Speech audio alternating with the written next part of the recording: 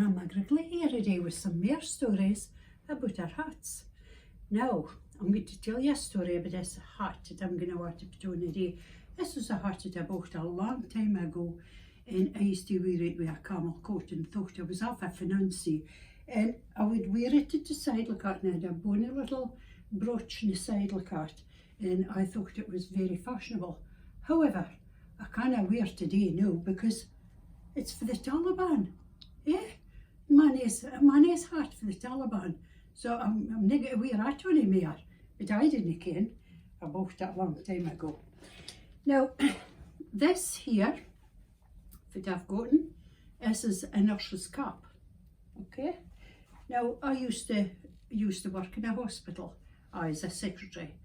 And every 3 o'clock, the phones get off and I had tea with Matron. And Matron had a bonny hat, and it was lace and a bonny frill, and I liked that hat.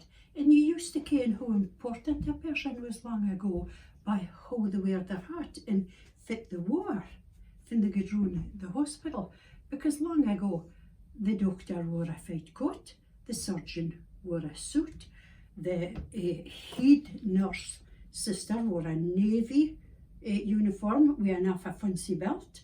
And you could tell by the stripes on the nurses' uniforms how important they were when they come to your bed.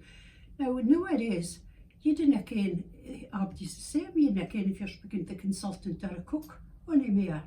And I wanted a bonny hat like the matron had. I hadn't managed to get in, but I did like her bonny hat. But you could tell how important folk were by fit the war in their head long ago. Okay, now this is a favourite hat of mine, and this is called the bowler hat. Now the story of the bowler hat was long ago. Before the bowler hat, it was big lum hats, big tall hats. But you see, they were getting the monies were gone in their horses and going through the forest and everything, and they were getting whip it off with the branches of the trees. So this landowner, he said, no, this is not going to do. So off he went to a famous hat company called James Lock and Company, and he got this money, Mr. Bowler, and he asked Mr. Bowler to design a hat, something that would bide on the money's heads. And Mr. Bowler worked away this hat, and he used felt and a stuff like shellac. Now shellac was like a glue, and layers of felt and layers of shellac until it became very, very hard. And back the landowner came, and he stood in the hat, and it was just great. So he bought it. Now the bowler hat became very, very popular. It became very popular in the city. But also, during this era, of course, it started here in factories making the bowler hats. And they overproduced one year. And there was this man was going to go to Bolivia because he was working on the railways. They were developing the railways in Bolivia. And he took us consignment of hats over to Bolivia. But they were too little for a man's over here that he took.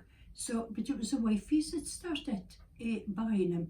And that's now part of their national dress, and the wifeys still wear little bowler hats beside their head.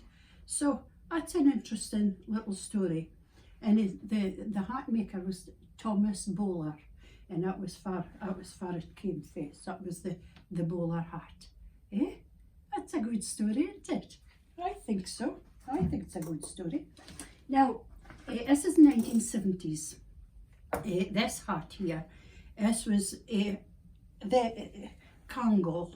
Now, it was just a bit upmarket for the head square. Okay, it was made with fuzzy, we called it fuzzy wuzzy wool, and it was just a bit fancy, but it kept you warm, but it was a bit posher than just an ordinary head square. Okay, so I like that in. Okay, that's the last of my hat today. I'll see you another day. Tatty bye, Grandma Griggly.